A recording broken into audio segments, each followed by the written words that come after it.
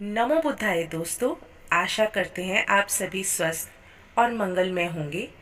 हमारी आज की कहानी का शीर्षक है सीधा स्वर्ग की ओर। यह गौतम बुद्ध की एक बहुत ही रोचक कहानी है।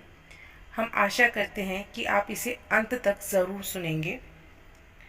कहानी शुरू करते हैं दोस्तों।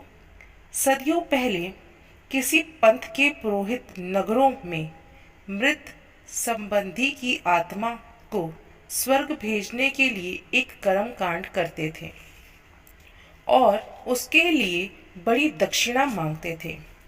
उक्त कर्म कांड के दौरान वे मंत्रोच्चारण करते समय मिट्टी के एक छोटे कलश में पत्थर भरकर उसे एक छोटी सी हथौड़ी से ठोकते थे। यदि वह पात्र टूट जाता और पत्थर बिखर जाते तो वह कहते कि मृत व्यक्ति की आत्मा सीधे स्वर्ग को प्रस्थान कर गई है।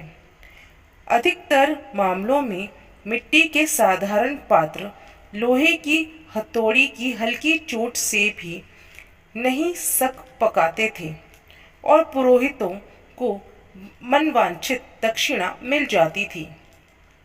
अपने पिता की मृत्यु से दुखी एक युवक बुद्ध के पास इस आशा से गया कि बुद्ध की शिक्षा और धर्म अधिक गहन है और वह उसके पिता की आत्मा को मुक्त कराने के लिए कोई महत्वपूर्ण क्रिया अवश्य करेंगे। बुद्ध ने युवक की बात सुनकर उससे 2 अस्थि कलश लाने के लिए कहा और उनमें से एक में घी और दूसरे में पत्थर भरकर लाने के लिए कहा। यह सुनकर युवक बहुत प्रसन्न हो गया। उसे लगा कि बुद्ध कोई नई और शक्तिशाली क्रिया करके दिखाएंगे। वह मिट्टी के एक कलश में घी और दूसरे में पत्थर भरकर ले आया। बुद्ध ने उससे कहा कि वह दोनों कलश को सावधानी से नदी में इस प्रकार रख दे कि वह पानी में मुहाने तक डूब जाएं। फिर बुद्ध ने युवक से कहा कि वह पुरोहितों के मंत्र पढ़ते हुए दोनों कलशों को पानी के भीतर हथौड़ी से ठोक दे और वापस आकर सारा वृतांत सुनाए। उपरोक्त क्रिया करने के बाद युवक अत्यंत उत्साह में था। उसे लग रहा था कि उसने पुरानी क्रिया में से अधिक महत्वपूर्ण और शक्तिशाली क्रिया स्वयं ही की है। बुद्ध के पास लौटकर उसने सारा वितरण कह सुनाया।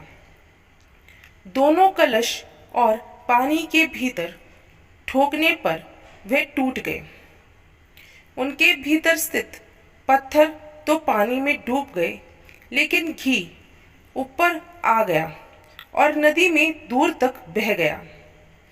बुद्ध ने कहा, अब तुम जाकर अपने पुरोहितों से कहो कि वे प्रार्थना करें कि पत्थर पानी के ऊपर आकर तैरने लगे और घी पानी के भीतर डूब जाए। यह सुनकर युवक चकित रह गया और बुद्ध से बोला, आप कैसी बात करते हैं? पुरोहित कितनी ही प्रार्थना क्यों ना कर ले, यह पत्थर पानी पर कभी नहीं तैरेंगे और घी पानी में कभी नहीं डूबेगा। बुद्ध ने कहा, तुमने सही कहा। तुम्हारे पिता के साथ भी ऐसा ही होगा। यदि उन्होंने अपने जीवन में शुभ और सत्कर्म किए होंगे तो उनकी आत्मा स्वर्ग को प्राप्त होगी। यदि उन्होंने त्रजा और स्वार्थपूर्ण कर्म किए होंगे तो उनकी आत्मा नर्क को जाएगी। सृष्टि में ऐसा कोई भी पुरोहित या कर्मकांडी नहीं है जो तुम्हारे पिता के कर्म फलों में तिल भर का भी हेराफेर कर सके।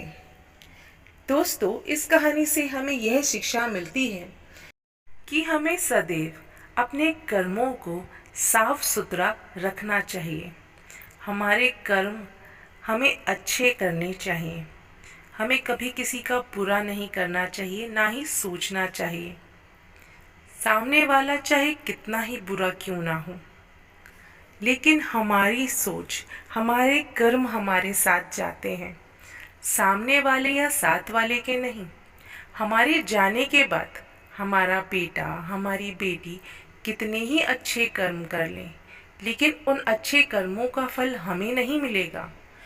वो अच्छे कर्म उनके ही साथ रहेंगे और हमारे अच्छे कर्म हमारे ही साथ रहेंगे। इसलिए अपनी जीते जी जितने अच्छे कर्म कर सकते हैं उतने अच्छे कर्म कीजिए। स्वर्ग और नर्क तो भगवान के हाथ में है, लेकिन हम अपने कर्म तो अच्छे कर सकते हैं ना। आशा करते हैं यह छोटी सी कहानी आपके दिल को ज़रूर छुई होगी। यदि यह कहानी आपको पसंद आई हो तो इसे लाइक ज़रूर कीजिएगा, अपने दोस्तों के साथ शेयर कीजिएगा, चैनल को सब्सक्राइब कर नोटिफिकेशन बेल को ज़रूर दबा दीजिएगा। मिलते हैं आपसे एक नई वीडियो में, तब तक के लिए धन्यवाद दोस्तों। नमो बुद्धाय।